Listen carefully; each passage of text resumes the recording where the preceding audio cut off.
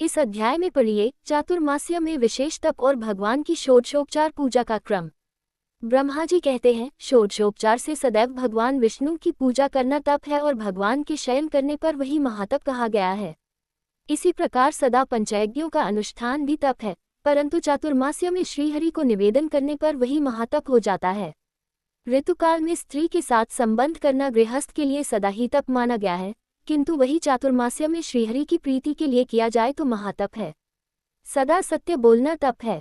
ये भूतल पर निवास करने वाले प्राणियों के लिए दुर्लभ तप कहा गया है। देवेश्वर श्रीहरि के शयन करने पर यह सत्यभाषण रूपी तपस्या करने वाला मनुष्य अनंत फल का भागी होता है। अहिंसा आदि गुणों का पालन करना सदा ही तप है, किंतु चातुर्मास्य में वैरभाव का परित्याग करके उसका पालन किया जाए तो वह महातप कहा गया है। पंचायतन पूजा महातप है। मनुष्य चातुर्मास्य में श्रीहरि की प्रीति के लिए इस महातप का विशेष रूप से अनुष्ठान करे। सभी पर्वों के अवसर पर सदा दान देना चाहिए, ये तप है, परंतु चातुर्मास्य में विशेष रूप से उसका पालन करने पर वह दान अनंत होता है। चौमासे में 2 प्रकार का शौच ग्रहण करना चाहिए, एक बाह्य शौच और दूसरा आंतरिक शौच। जल से नहाना धोना बाह्य शौच कहलाता है और श्रद्धा से अंतकरण को शुद्ध करना आंतरिक शौच है। इंद्रियों का निग्रह करना चाहिए, ये तपस्या का उत्तम लक्षण है, किंतु चातुर्मास्य में इंद्रियों की चंचलता दूर हो तो वह महातप कहा गया है। इंद्रिय रूपी घोड़ों को काबू में रखकर मनुष्य सदा सुख पाता है। वे इंद्रिय रूपी अश्व जब कुमार्ग से चलने लगते हैं तब जीव को नरक में गिराते हैं। ये काम महान शत्रु है, इस एक को ही दृढ़तापूर्वक जीते। जिन महात्माओं ने काम को जीत लिया है उन्होंने संपूर्ण जगत पर विजय पा ली है। काम और संकल्प पर विजय पा लेना ही तपस्या का मूल है। वही सबसे उत्तम ज्ञान है जिसके द्वारा काम को जीत लिया जाए। लोभ सदा त्याग देने योग्य है, क्योंकि लोभ में पाप की स्थिति है। लोभ को जीत लेना ही तप है। चातुर्मास्य में इसका विशेष महत्व है। मोह का अर्थ है अविवेक, वह सदा त्याग देने योग्य है। जो मोह से रहित है वही ज्ञानी है। मनुष्यों के शरीर में रहने वाला मद ही महान शत्रु है। योग तो सदा ही, किंतु चातुर्मास्य में विशेष रूप से उसका निग्रह करना चाहिए। मान बड़ा भयंकर शत्रु है, वह सब प्राणियों के भीतर निवास करता है। उसे क्षमा द्वारा जीतना चाहिए। चातुर्मास्य में उसे जीतना अधिक गुणकारी होता है। मात्सर्य ईर्ष्या भी महान पातक का कारण है, अतः विद्वान पुरुष चातुर्मास्य में उसको जीते। जिसने उसे जीत लिया उसने तीनों लोक जीत लिए। अहंकार के वशीभूत हुए जितेंद्रिय मुनि धर्म मार्ग को छोड़कर कुमार के कर्म करने लगते हैं, अतः अहंकार का परित्याग करके मनुष्य सदैव सुख पाता है। विशेषत चातुर्मास्य में अहंकार के त्याग का महान फल है। ये तपस्या का मूल है। जो मनुष्य विष्णु के शयन काल में प्रतिदिन एक समय भोजन करता है उसे द्वादशाह यज्ञ का फल मिलता है। जो मनुष्य चातुर्मास्य में प्रतिमास नित्य चांद्रायण व्रत करता है उसके पुण्य का वर्णन नहीं किया जा सकता। जो भगवान विष्णु के शयन काल में क्रियाछु व्रत का सेवन करता है वह पापराशि का नाश करके वैकुंठ में भगवान का पार्षद होता है। जो चातुर्मास्य में केवल दूध पीकर रहता है उसके सहस्रों पाप तत्काल विलीन हो जाते हैं। यदि धीर पुरुष चौमासे में नित्य परिमित अन्न का भोजन करता है तो वह सब पातकों का नाश करके वैकुंठ धाम पाता है। चौमासे में एक अन्न भोजन करने वाला मनुष्य रोगी नहीं होता। जो क्षार लवण का सेवन करने वाला नहीं है उसमें पाप का अभाव हो जाता है। चौमासे में भगवान विष्णु की प्रसन्नता के लिए फलाहार करने वाला मनुष्य बड़े बड़े पापों से मुक्त हो जाता है। जो कंद मूल का आहार करता है वह अपने 7 पूर्वजों का भी घोर नरक से उद्धार करके भगवान विष्णु के लोक में जाता है। जो प्रतिदिन चौमासे में केवल जल पीकर रहता है उसे रोज रोज अश्वमेध यज्ञ का फल प्राप्त होता है। जो मनुष्य चौमासे में श्रीहरि की प्रीति के लिए शीत और वर्षा सहन करता है उस पर प्रसन्न होकर भगवान जगन्नाथ उसे अपने आप को दे डालते हैं।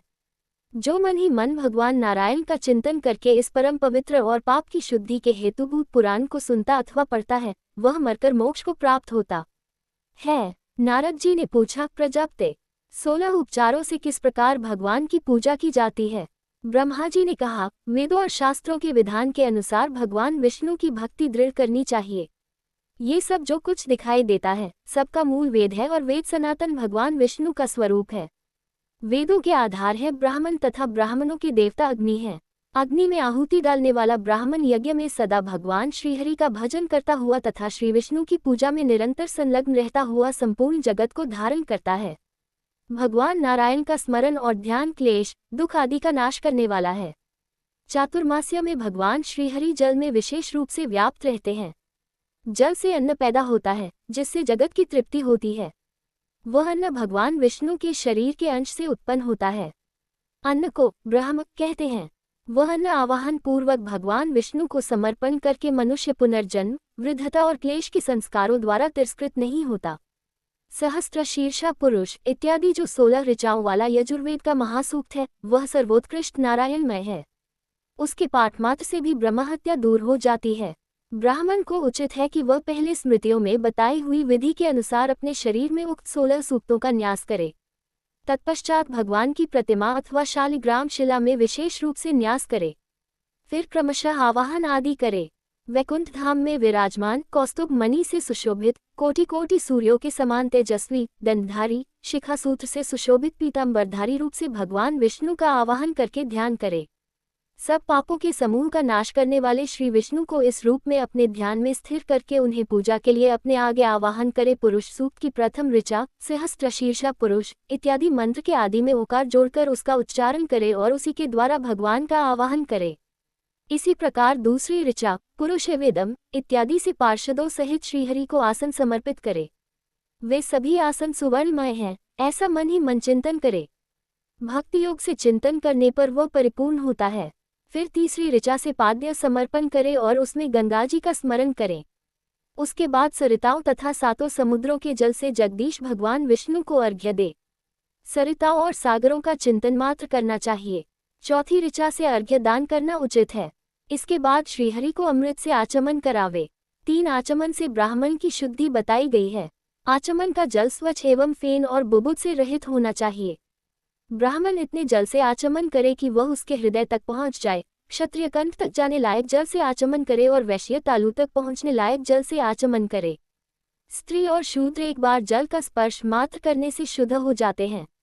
5वीं ऋचा के द्वारा भक्ति युक्त चित्त से आचमन करना चाहिए। भगवान ऋषिकेश भक्ति से ग्रहण करने योग्य हैं। भक्ति से वे अपने आप को भी समर्पित कर देते हैं। तत्पश्चात सुगंधित पदार्थों द्वारा सुवासित और सभी औषधियों से युक्त सुवर्णमय कलशों में रखे हुए जल से भगवान को स्नान करावे। श्रद्धा पूर्वक मन से भावना द्वारा लाए हुए तीर्थ जल से स्नान कराना चाहिए। श्रद्धा के बिना दी हुई रत्नों की राशि भी निष्फल होती है और श्रद्धा से दिया हुआ जल भी अक्षय फल देने वाला होता है। 6ठी ऋचा से स्नान कराकर पुनः आचमन कराना चाहिए। 7वीं ऋचा से भगवान विष्णु के लिए वस्त्र देना चाहिए। 8वीं से यज्ञोपवीत समर्पित करे। 9वीं ऋचा से यज्ञमूर्ति श्रीहरि के श्रृंगों पर उत्तम चंदन का लेप करना चाहिए। जिसने सुंदर यक्षकर्दम के द्वारा जगत गुरु भगवान विष्णु के अंगों में लेप किया है, उसने अपने सुयश से इस संसार को आच्छादित एवं तृप्त किया है। चंदन देने वाला मनुष्य संसार में अपने तेज से भगवान सूर्य के समान होकर देवभाव को प्राप्त होता और ब्रह्मादि देवताओं के लोक में आनंद का अनुभव करता है। जो मनुष्य चातुर्मास्य में भगवान विष्णु को चंदन के आलेप से सुंदर रूप में देखते हैं, वे कभी यमपुरी में नहीं जाते। 10वीं ऋचा से भक्ति पूर्वक पुष्प चढ़ाकर भगवान का पूजा करे। पुष्पों से पूजित हुए भगवान विष्णु को यदि दूसरे लोग भी प्रणाम करते हैं तो उन्हें भी अक्षय लोक प्राप्त होते हैं। 11वीं ऋचा से श्रीहरि को धूप दान करना चाहिए। उत्तम गंध से युक्त दिव्य वनस्पति का रस तथा अतिशय सुगंधित ये धूप संपूर्ण देवताओं के सूंघने योग्य है। भगवान, आप इसे ग्रहण करें। इस मंत्र का उच्चारण करके भगवान को अगुरु का धूप निवेदन करें। चातुर्मास्य में इसका महान फल है। कपूर, चंदनदल, मिश्री, मधु और जटामासी से युक्त धूप श्रीहरि के शयनकाल में निवेदन करना चाहिए। देवता सूंघने से ही प्रसन्न होते हैं, अतः धूप उनकी घ्राणेन्द्रिय को तृप्त करने का शुभ साधन है।